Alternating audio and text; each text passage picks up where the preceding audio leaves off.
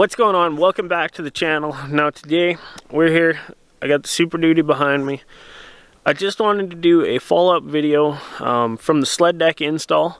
Now there was some stuff that I didn't have completed on that video, so I just want to walk you guys through, what we got going on here. So have a quick look here. Now, one thing I didn't show is these rear super clamps. I didn't have the track set, but they're super simple, right? One thing I did mount is I had to mount the super track down. And of course, these you can move these hooks in and throughout. So I just have it centered between these two spots. I think I mentioned that in that other video, but that's where I needed them. And then they're just super easy. I'll try and zoom out. You're gonna get these so they're in there, and then they just pop down like that. Of course, put your key, little lock in there. Super good. So that's a 175 on this side, and then this is my 165. You can see how those line up. Just do a look from here. So you're really close to the rubber on this one, just on the inside, but it does work. Now say you were going to run a shorter sled, you have plenty of room. This should work, but you do have the option to move it ahead, if you need to. Now with this deck, one of the big selling features was this LED light strip on the back. That sold me. I was super excited about it. As you can see, it doesn't work completely. Now this is sadly the second strip light we had to put in the back.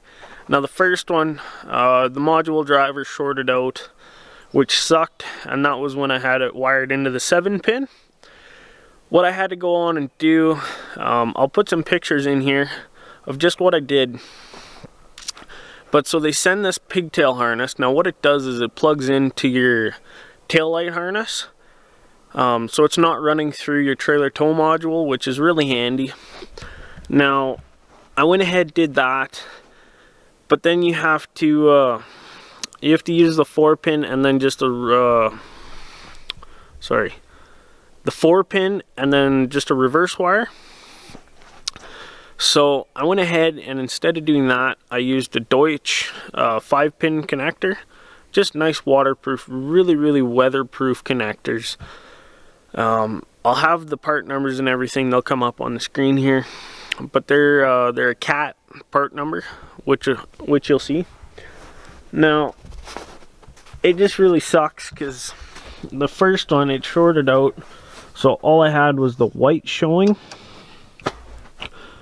And that was all the time, and then that went away. And with this new one, it works other than the left hand signal and running light. It does not work on this. The reverse light works so far. We did have to go ahead and move it.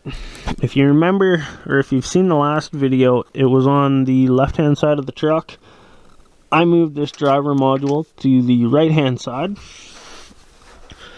just because then the wiring, or the harness, it comes down through there, and then it just ties in underneath here. I'll see if I can show it. You should be able to see there where it was on. So the guys over at Marlon, they've been doing an incredible job trying to help me out with this. So we had the original light on the truck. They sent me this one as a replacement. It didn't work. So they're also going to send me out a brand new pigtail harness to tie in, and a whole new light that I'm going to put in. Hopefully that solves the problem. Now this isn't a thing, this isn't Marlon's fault. It's just the manufacturer of the light Putco, that we're having issues. So Marlon's doing a really good job though, trying to remedy this issue, so I'm grateful for that. Now another thing we'll go through here, the lights underneath, I had to take and change because they were using this switch and they were switching the ground. So I had a little phantom power happening. So I changed it so we're actually switching power here. I now have a constant ground. Just something I had to go along and do. You might be able to see the lights up there, but they're on. Another thing is the ramp. So keeping the ramp from sliding, I just have this light bungee cord wrapped around, and then I just hook it over this side. Now that keeps this ramp from being able to move overly much. With that ramp, it comes with one pin, or at least mine did. I did find that with this telescoping ramp, you gotta have the 2 pins in, just to keep the deck extended, or you'll hit it and it'll kind of cock itself, which makes it really hard, and it's just not good on it, I don't think. So that was something that, you know, there was only 1 pin, there should have been 2, but, you know, things happen when you're changing it up.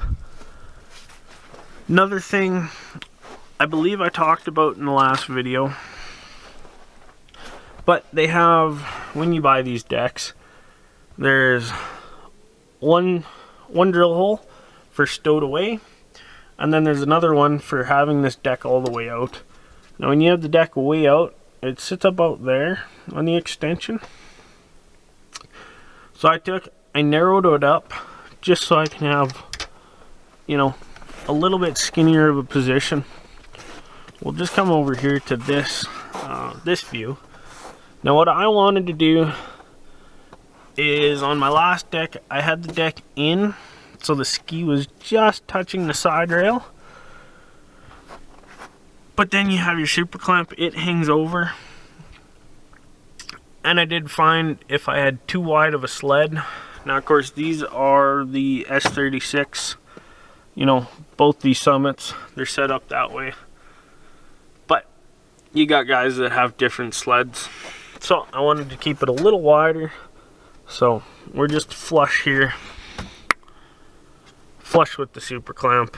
It's not hard, it's just aluminum, so you drill your pilot, pull this out, punch it all the way through, and away you go.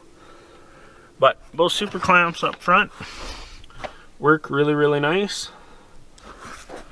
Any questions about that sled, or the yellow one? That is my father's, so you'll see that in upcoming videos as well. But there's the 2 sleds on it. Really, really liking, actually, these rear super clamps. Now of course we haven't traveled far yet. I do leave for Revelstoke in the morning, so we'll get a good test on those. It's about a 6-hour drive from here, so. But yeah, all in all, deck, I'm happy with it. Not much for complaints, just the little stuff. But I'm excited to use it this year. And of course, once we get that rear light figured out, you know, that'll be important.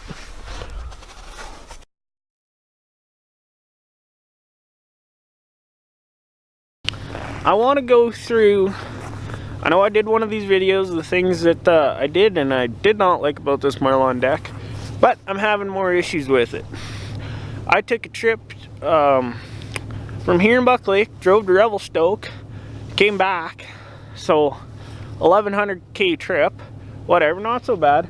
I've had this deck for about, so it's new. I got it brand new right from a dealer. This rear light here, so this was the main selling feature of this deck to me. It's got this LED strip light. It's supposed to have running lights each side, right signal, left signal, got a big white reverse light. Really cool. This is the second one in this deck and it doesn't work. I got a third one on the way from Marlon. Hopefully that works. And since I have one of these Super Duties with the LED lights and whatnot, I have a special pigtail that they sent to put in this truck. Well, I did that and I hooked it up and still nothing working. Another thing, this light does not work. We'll come up to the front. That light does work, but the back light does not work on this side. We'll come over to this side. Look at that. That one don't work. Come up to the front. Oh yeah, that one works. I had some truck light little dials like that on my old deck. That Denali deck that was dirt cheap. I put a little money into it. Never had an issue with those lights going out. Now I do have power and ground going, so I do know that it's the LED diode inside that shorted out. Pretty pathetic when you pay over $6,000 Canadian for a sled deck, and 2.5 to 3 weeks into owning it, so like a month basically, lights start going out. Like, sure, you got beautiful super glides like this, the wide glides, you got the great super track, you know, the quality and craftsmanship on the deck is really good.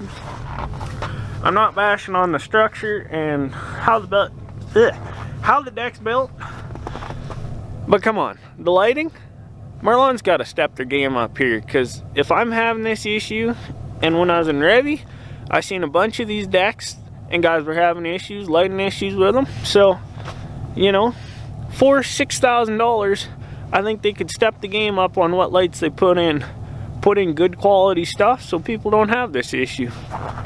Now, maybe it's just me, but you know, it's wearing thin on me because I've wasted about 8 hours now switching out the rear light and trying to make it work. Now I got side lights that aren't working, and you know, I'm at a loss now. Now I have to probably take this in, let them change the light out, make sure that it's right, and now I gotta replace the side markers. But you know, maybe I got a like Monday or a Friday built deck and that's why shit don't work on it. But you know, it's just aggravating. You know, just, you'd think things like that should work, but they don't. And I get it, but just frustrating, you know. So